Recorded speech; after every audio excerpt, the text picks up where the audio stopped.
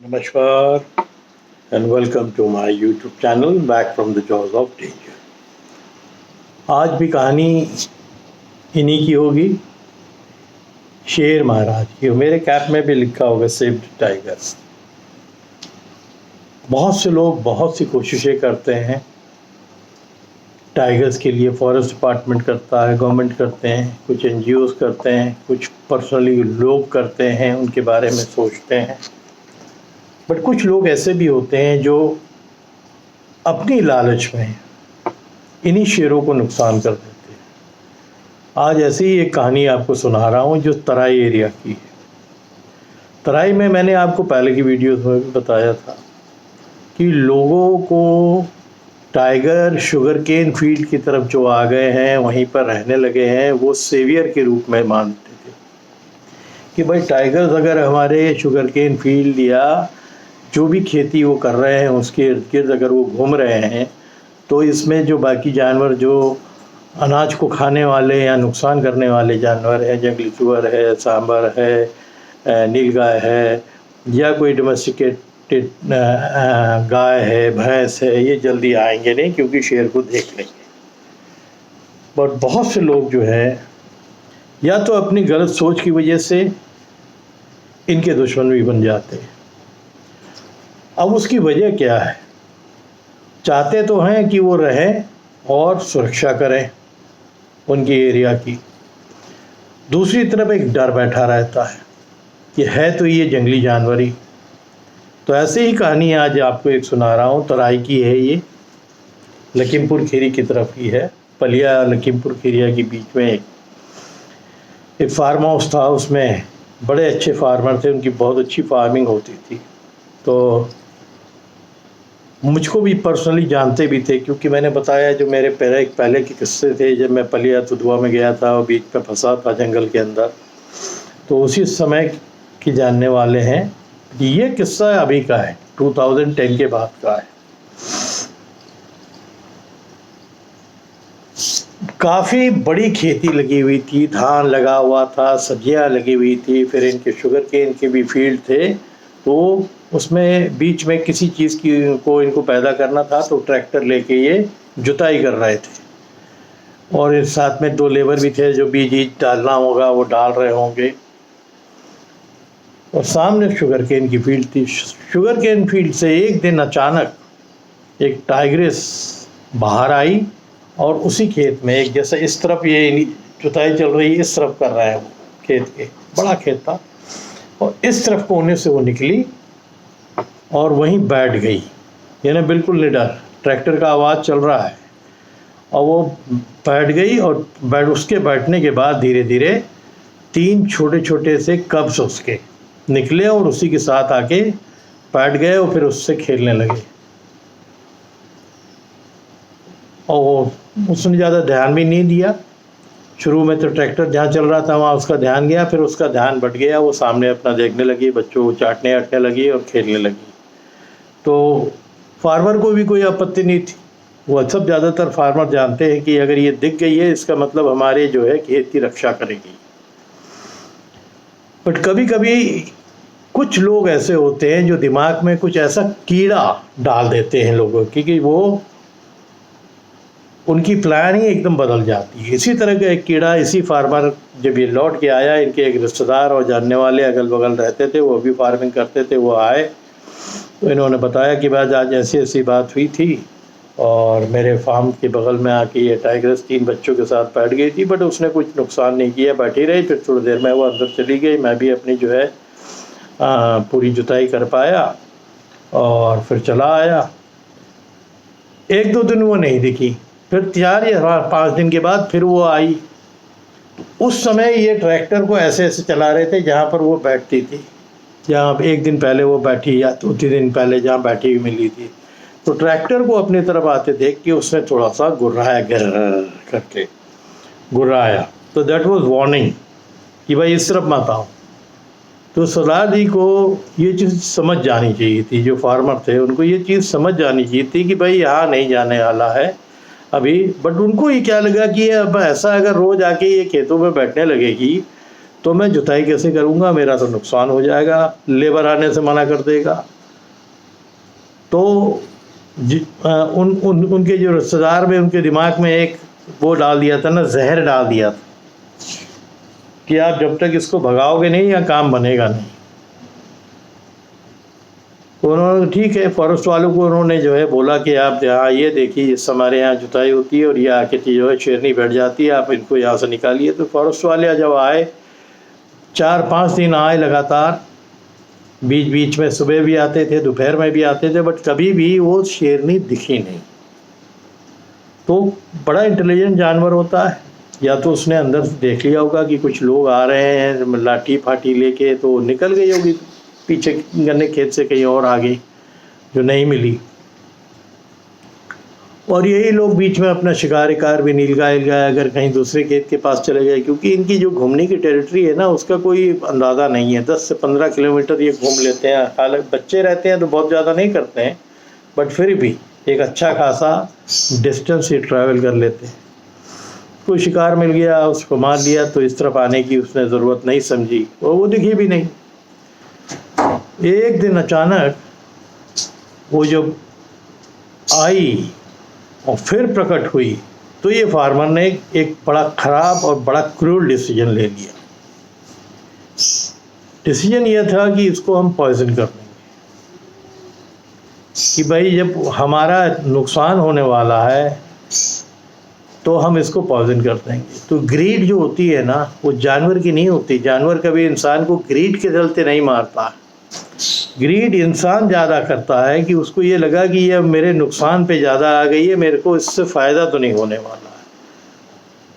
तो बिना बताए किसी को ये जो भी पॉइजन या केमिकल होता है वो ले आए, और इनके गांव की एक बकरी थी, इन्हीं की पाली हुई थी। उस बकरी को उन्होंने वो पॉइजन खिला दिया, और उस बकरी को जाके जो गन्ने का खेत था, ये पीछे की तरफ से गए और गन्ने के खेत से थोड़ी दूर, यानी करीब 1-आधा किलोमीटर दूर, उस बकरी को वो गन्ने के खेत के अंदर डाल दिया। आप सभी जानते हैं कि ये जानवर एक ऐसा जानवर होता है जिसकी स्पेलिंग पावर बहुत ज़्यादा स्ट्रांग होती है। साइट भी, आँख भी बहुत तेज होती है और स्पेलिंग पावर भी बहुत ज़्यादा होती है। उसने सूंघ लिया होगा, बकरी की स्मेल आ गई होगी, तो वो शेरनी घूमती हुई आई और शी वाज भी हंग्री, भूखी होगी। उसने उस बकरी को खाया, और साथ में जो 3 बच्चे थे उन्होंने भी खाया। वो 3 बच्चे अच्छे खासे बड़े हो गए थे, 3, साढ़े 3, 4 महीने के, यानी मांस खाने के लायक हो गए थे। उन्होंने खाया और फिर वो लोग निकल गए वहाँ से काफ़ी दूर। खाने के बाद जब पेट भर के खा लिया, तो उसके बाद ये लोग शायद टहल के निकल गए वो काफ़ी दूर। मेरे ख्याल कोई रिवर था, उसके बैंक के बगल में एक छोटा मोटा जो भी फॉरेस्ट का हिस्सा होगा वो वहाँ चले गए, और वहीं उनकी एक शेरनी की और ये तीनों बच्चों की लाश पड़ी हुई मिली, जो फॉरेस्ट डिपार्टमेंट ने बाद में बताई, और उसका कारण बताया कि डेथ ड्यू टू पॉइजनिंग। तो कितना बड़ा पाप किया उस फार्मर ने। अपने निजी लालच में आपने एक माँ को मार दिया, माँ के साथ 3 इनोसेंट बच्चे मार दिए जो ग्रो करते, आपकी टाइगर पॉपुलेशन को बढ़ाते। तो इस तरह की कितनी डेथ होती है। बाकी तो इस तरह की पॉइजनिंग के केसेस पोचर्स अक्सर यूज़ करते रहते हैं।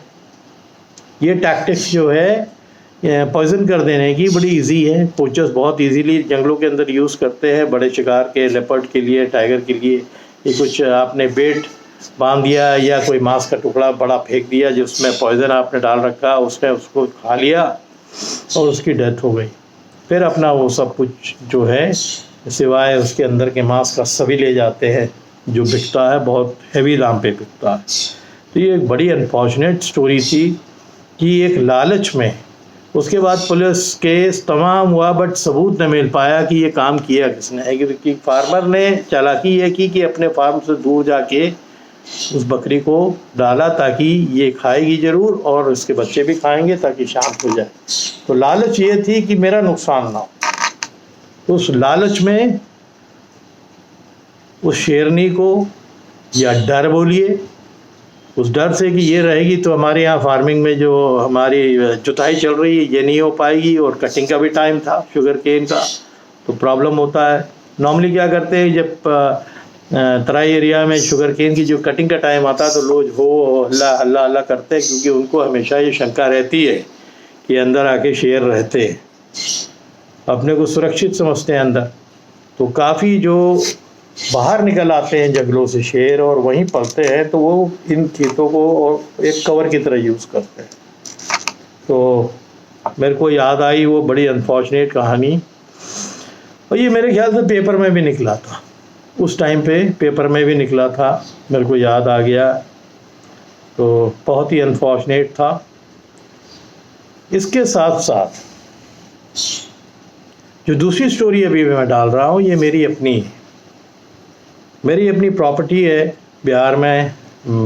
फादर की डेथ के बाद मेरे को देखना होता था, तो एक समय ऐसा आया था कि भागलपुर से फिर हमें हमारे डिस्ट्रिक्ट में आना पड़ता था। एक रिवर थी चानन जिसको बोलते थे, वो क्रॉस करना पड़ता था। तो उसका ब्रिज टूट गया। तो क्या होता था, जब भागलपुर से हमारे डिस्ट्रिक्ट के बांका, उसको बोलते BAN के, अब तो डिस्ट्रिक्ट हो गया, उस ज़माने में सब डिवीज़न था जब मैं जाया करता था, यंग था एकदम। तो लोग वहीं उतर जाते थे, फिर वहाँ से एक बैग में अपना कपड़ा चप्पल डाल के, और क्योंकि उस नदी के ऊपर आगे कहीं डैम लगा हुआ था तो पानी का फ्लो बहुत ऊंचा नहीं होता था, बहुत हुआ घुटना हुआ या कमर तक आ गई। तो मैंने दिनों दिन, अब वहाँ से नीचे उतर के आते थे सब, जितने बस के पैसेंजर्स थे उतरते थे। अगर मेरे को कोर्ट जाना है, वकील साहब से मिलना है, तो मैं सब कपड़े जो है बैग में डाल लेता था, खाली एक अंडरवेयर में। I use to cross the river. एक दो बार तो मेरे को लगा भी नदी के अंदर की पैर पे कोई छोटा मोटा सांप आया, लड़ा और फिर बह गया। तो ऐसा रोज़ का रूटीन होता था, कंटिन्यूस। वो समझ लीजिए मेरे कुछ बहुत आफत के दिन थे। फिर मैंने ये डिसाइड किया कि बार बार रिवर क्रॉस करने से अच्छा क्या है कि मेरे एक अंकल थे जो पॉलिटिकल थे, कम्युनिस्ट पार्टी के थे, कॉमरेड थे। तो वहाँ के जो एक फेमस कॉमरेड थे हमारे डिस्ट्रिक्ट के, उनका एक मकान था, हट झोपड़ी थी, जो कचहरी से 5 या 7 किलोमीटर दूर एक एरिया है जिसको बोलते जगतपुर। अब तो आप जाएंगे वहाँ रेलवे स्टेशन सब बन गया। हमारे टाइम पे तो सन्नाटा रहता था, एक हाथ 4-5 मकान दिखते थे, और थोड़ा बहुत जो कंस्ट्रक्शन हो रहा था, कोई स्कूल या कॉलेज बन रहा था उसका था। और उसी से थोड़ा सा अंदर जाके 2-3 बगिया थी, उसके पहले इनकी कुटिया रहती थी, पगडंडी से जाना पड़ता था। तो फिर उन्होंने एक दिन मेरे को एडवाइस किया कि आपको रोज़ इतना तकलीफ़ से आना पड़ता है, जाके फिर आए शाम को बैठ के, फिर आप नदी क्रॉस करके गए, फिर भागलपुर में होटल में रहते थे, या हमारे रिश्तेदार थे और कभी कभी उनके यहाँ रह जाते थे, कभी कम्युनिस्ट पार्टी के ऑफिस में रह जाते थे। वो डिपेंड करता था कि कितना टाइम हम वहाँ रुक रहे हैं, हमारा केस कितना टाइम लेगा।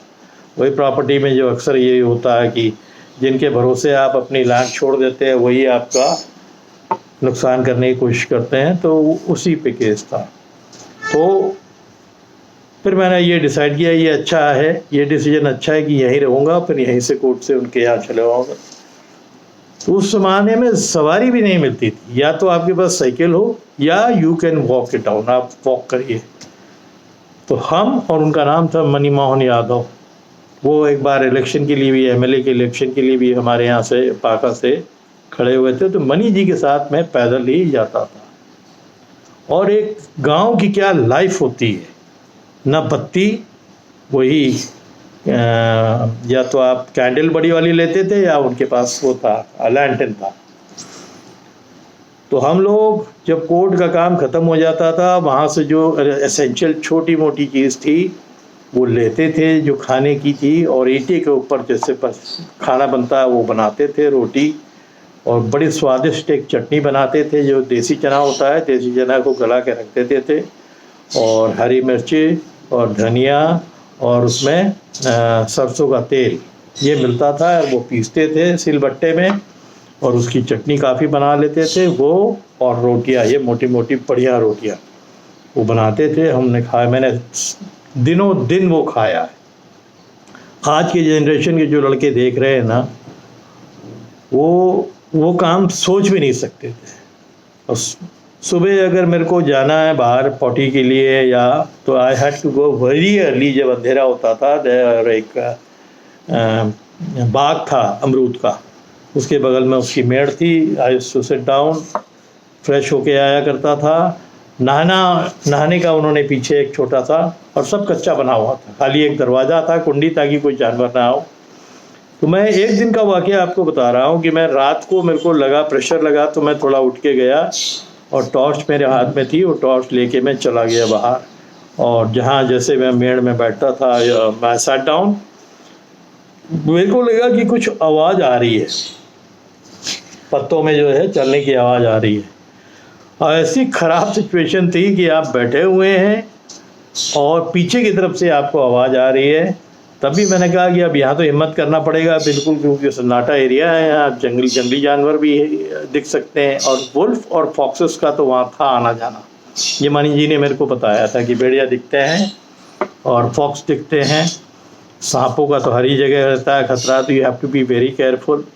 बिच्छू, तो ये सब चीज़ तो थी। बड़ा कोई जानवर था, ये तो बहुत पहले उन्होंने कुछ किस्से बताए थे। वहाँ से थोड़ा सा आगे जाके एक जगह है भूसी, वहाँ पहाड़ भी था, जंगल भी था, तो उस जगह भालू भी थे और लेपर्ड भी थे। तो एक टाइम पे वहाँ पर जंगल काफ़ी था। अभी तो आप जाओगे तो आपको मिलेगा ही नहीं, सब तो बस्तियाँ बन गई हैं, लोगों ने खेत बेच दिए, उसमें प्रॉपर्टी बन गई है, बिक रही हैं। तो जब मेरे को शंका हुई ना, तो आई गॉट अप और मैंने टॉर्च मारा। तो थोड़ी दूर में, कितनी दूर में हो गया, मुश्किल से 50 गज दूर, मेरे को लगा कि कुत्ता जैसा कोई है।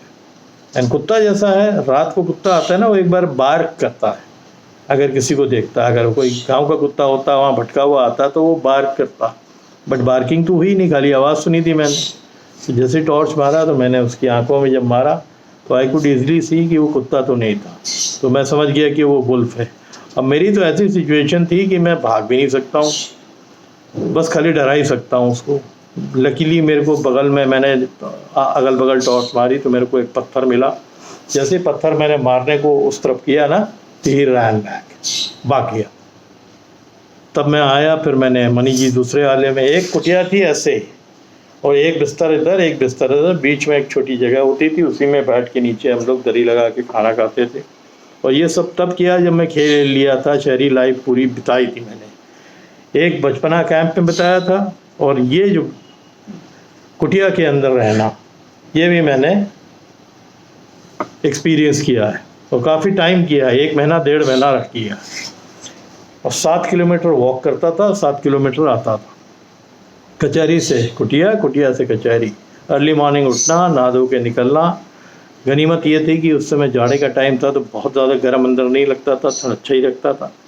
कंबल थे दो, एक उनके पास था, एक मेरे पास था। तो एक ज़बरदस्त स्ट्रगल की जो लाइफ है ना, वो मैंने देखी हुई है। आज के जो जनरेशन उस के बच्चे अगर ऐसी कंडीशन पे फंस जाएंगे ना, तो वो गिव अप कर देंगे। बट शायद मेरी जो कैंप लाइफ थी, स्ट्रगल की थी, और खिलाड़ी वाली जो प्रवृत्ति थी, बीइंग अ प्लेयर, तो स्ट्रगल करना ही है, बिना स्ट्रगल कुछ मिलेगा नहीं। तो उसने जो है मेरी बहुत हेल्प की, और वो केस भी हम लोग जीते, और मेरे फादर ने बहुत मेहनत की थी। तो मेरा सेंटिमेंट उनके साथ जुड़ा हुआ था कि आदमी रिटायरमेंट के बाद जो है आराम करता है। मेरे फादर रिटायरमेंट के बाद ज़्यादा जाया करते थे केस को देखने, इतनी दूर ट्रेन से, हैं उस एज में। तो मैं उनके साथ हमेशा जाया करता था, and I could feel his pen.